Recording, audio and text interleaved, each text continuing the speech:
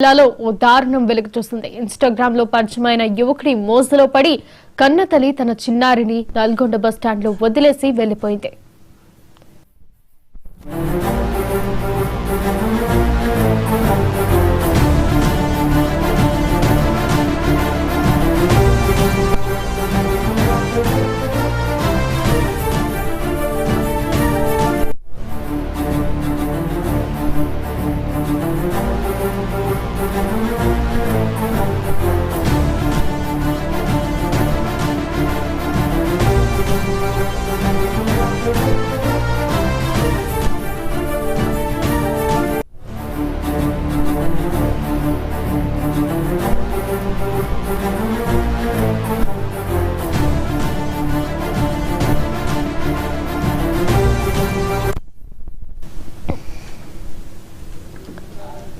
నల్గొండ జిల్లాలో దారుణం వెలుగు చూస్తుంది. ఇన్స్టాగ్రామ్ లో పరిచయమైన యువకుడి మోజులో పడి కన్నతల్లి తన చిన్నారిని నల్గొండ బస్టాండ్ లో వదిలేసి వెళ్లిపోయింది.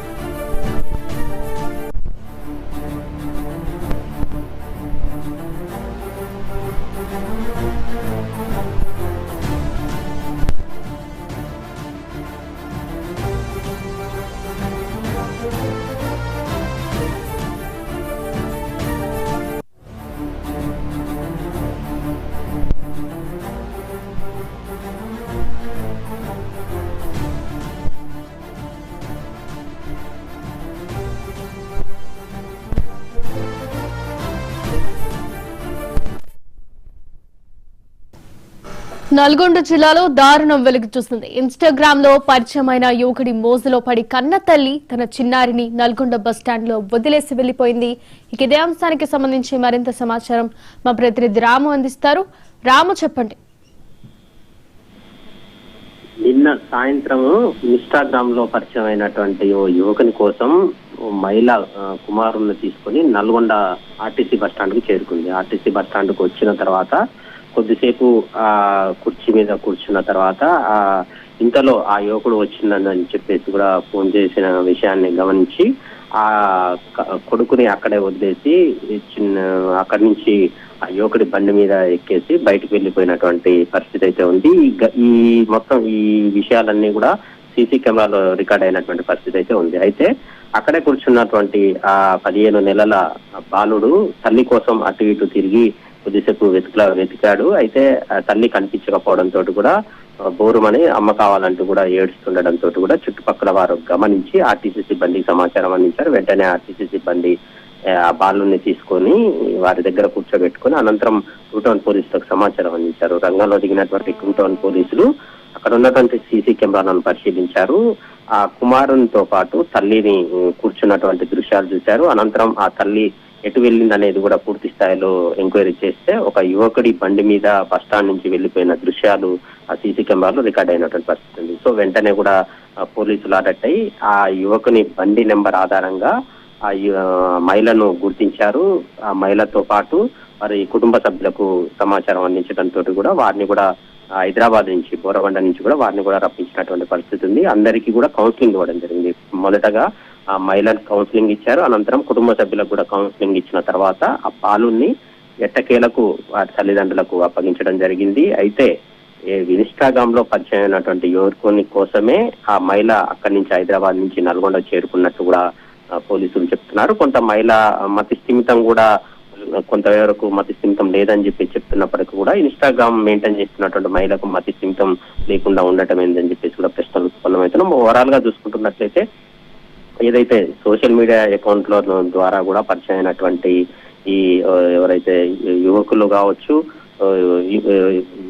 పురుషులతోటి వారితోటి సాన్నిధ్యం పెంచుకున్న తర్వాత వారి మోజులో పడేసి ఇటు భర్తలను ఈ మధ్య కాలంలో ఎక్కువగా భర్తలను చంపుతున్నటువంటి ఘటనలు వెలుగులోకి వస్తున్నటువంటి పరిస్థితి. సో ఇలాంటి ఘటనలు జరుగుతున్న ఈ రోజుల్లో ఒక తన కుమారుణ్ణి బస్ స్టాండ్ లో వదిలేసి యువకుని కోసం, అంటే అప్పటికప్పుడు కూడా ఇన్స్టాగ్రామ్ లో పరిచయం అయినటువంటి యువకుని కోసం కన్న కుమారుణ్ణి బస్ స్టాండ్ లో వదిలివేసిందని చెప్పేసి కూడా విషయం తెలిసినటువంటి తోటి ఎవరైతే ప్రయాణికులు కావచ్చు, అక్కడ ఉన్నటువంటి స్థానికులు కావచ్చు,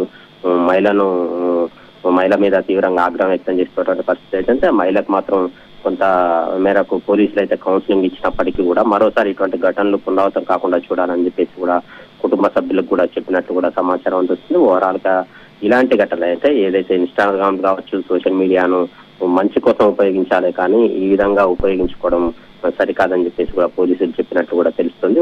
ఈ మధ్య కాలంలో ఇటు ఏదైతే భర్తలను హతమార్చుతున్నటువంటి మహిళలు ఉన్న నేపథ్యంలో కొంత జాగ్రత్తగా ఉండాలని చెప్పేసి కూడా పోలీసులు ఆ కుటుంబ సభ్యులను కూడా చెప్పినట్లు తెలుస్తుంది. మరోసారి ఇటువంటి ఘటనలు జరగకుండా చూసుకోవాలని చెప్పేసి కూడా అందరికి కూడా కౌన్సిలింగ్ ఇచ్చేసి అక్కడి నుంచి ఆ బాలుని వారికి అప్పగించిన తర్వాత ఆ కుటుంబ సభ్యులందరూ కూడా హైదరాబాద్ కు తిరిగి వెళ్లిపోయినట్లు కూడా మనకు సమాచారం ఉంది.